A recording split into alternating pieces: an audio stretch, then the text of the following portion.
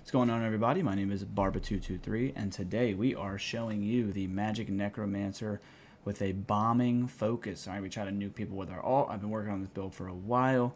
I feel like I finally found something that I enjoy running. May not be the most perfect build of all time, but it's a build that works for me.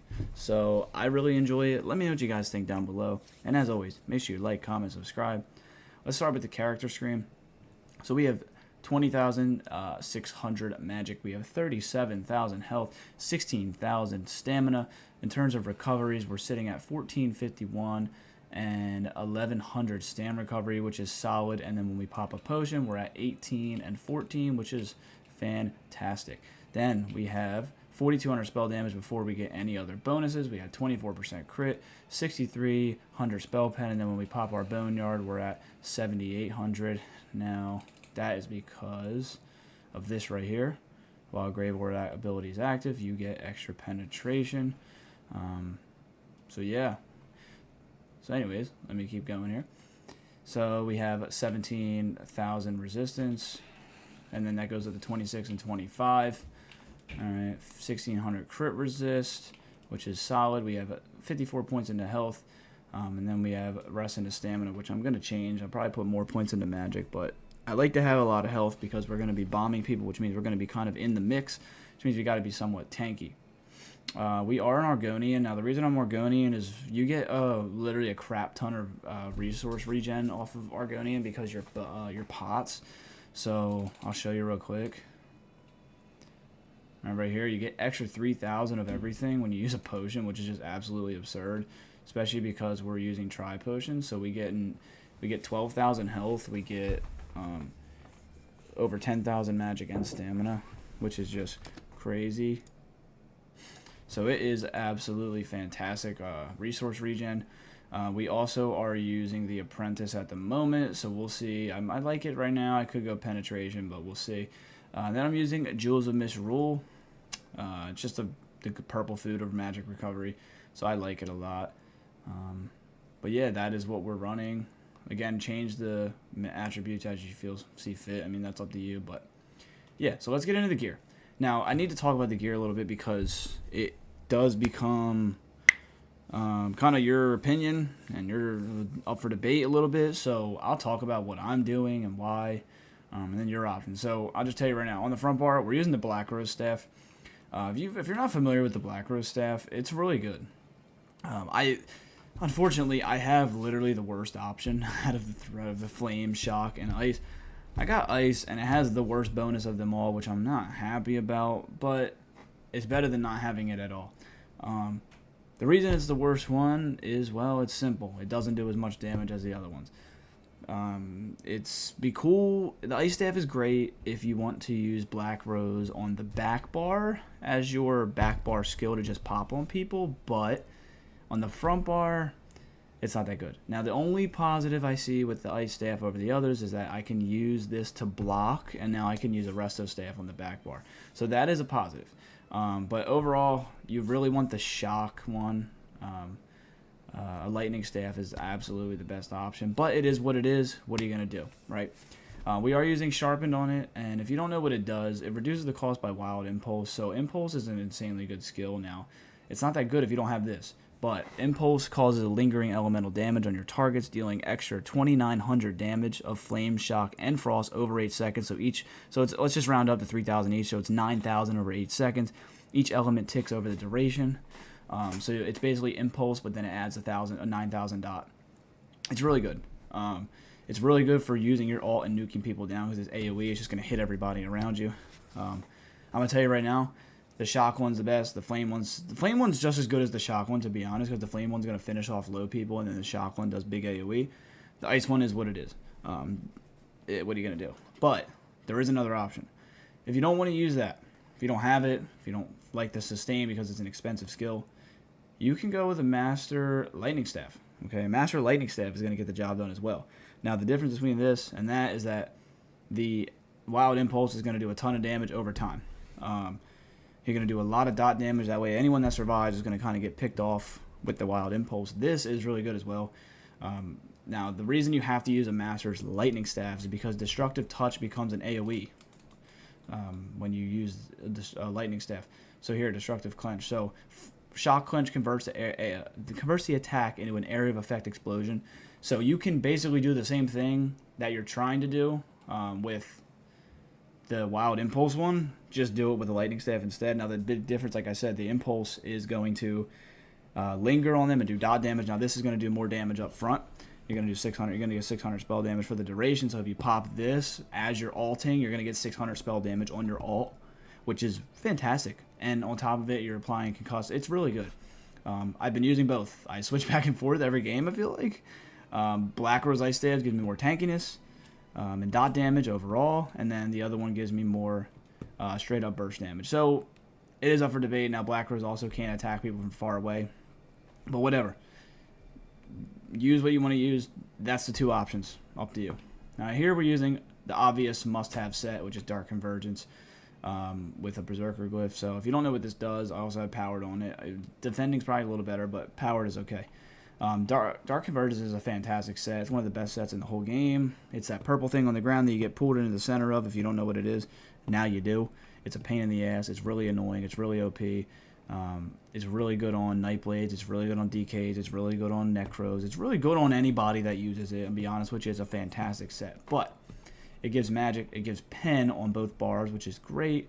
And then it gives weapon and spell damage. When you cast an ability that's on the ground, it snares by 60% and pulls people in and stuns them. After 4 seconds, the area will deal 4,000 magic damage and 8,000 damage to anyone in the center, increasing by 50% for each person.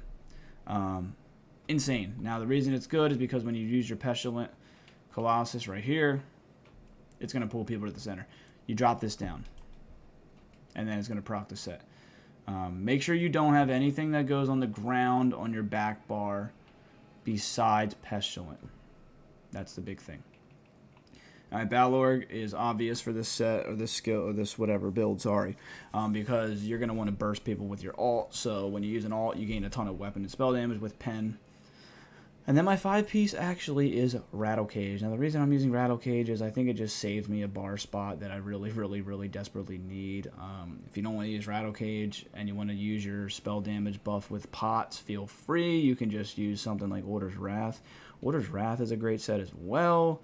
The only downside is you might have to change it to you might have to change one of your skills around, but really good. Rattle Cage gives health and then a bunch of damage, so damage, and then you get major sorcery at all times. And then, yeah, so I have Rattle Cage all over the body, and then I have Dark Convergence sprinkled in there. Overall, I probably might switch these and go with more recovery, and then you want Bloodthirsty as well. I obviously am a broke boy, but you want Bloodthirsty on the rings because you're going to do more damage to low health people, which is really the idea of the whole build. So, yeah, that is the gear. If you don't want to use it, feel free. Like I said, you can use Order's Wrath. You don't even have to use special staff. You can use Order's Wrath on the front bar if you want.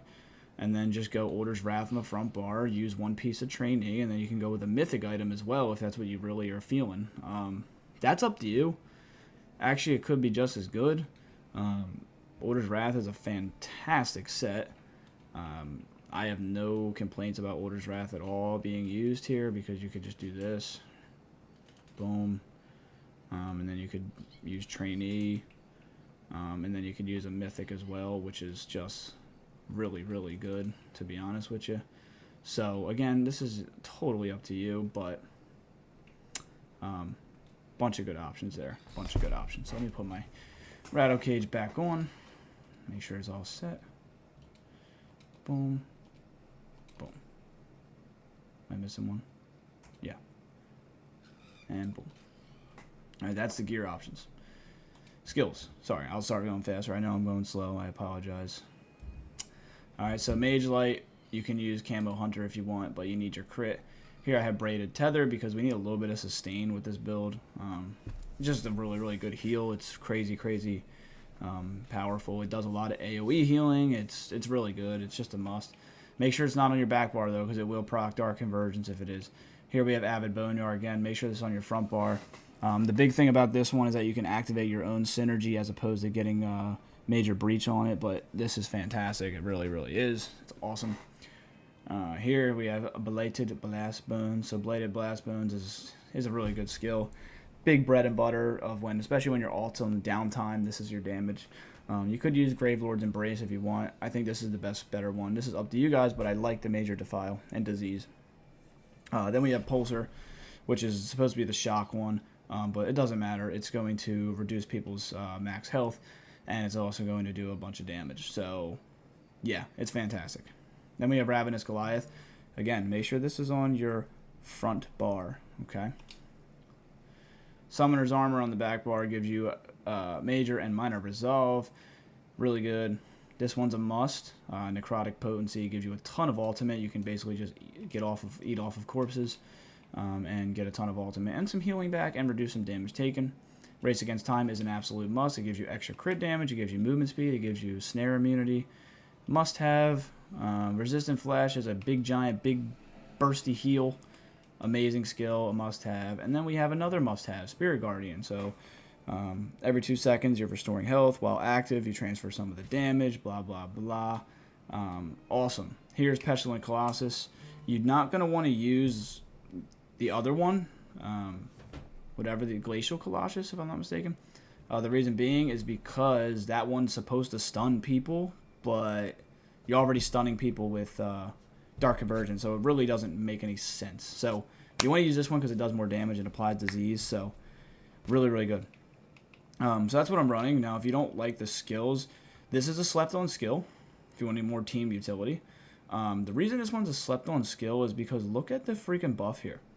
You get Minor Protection, which is cool, but then you also apply Major Cowardice. Okay, you're reducing weapon and spell damage of enemies by 430, and it also fears people. And there's nothing they can do. You can just put it down under your own feet. This is awesome for when your ult is down. It's also awesome for when you're getting chased around by multiple people and you can kite around a tree and just fear them out of the situation. It's a really good skill. I'm going to be completely honest. I think it's one of my favorite skills in the whole game, but it's hard for me to get it on my bar, so I've been using Braided Tether instead. But great skill if you don't want to use that. Alright, so that's pretty much it. And then champion points here. Let me tell you what I'm using. I'm not much of a CP guy, but I use Pen, direct damage, area of effect, weapon and spell damage. And then we have Fortified, Hardened, Slippery, and Pain's Refuge. That's what I run. But I'm going to put some gameplay at the end just to show you a little bit of how it works. I think I went like 8 and 6 and had like 20 assists or something. But yeah, that is basically the build. Let me know if you want to change anything, and let me know what you think down below, guys. So thank you, have a great day, and peace out.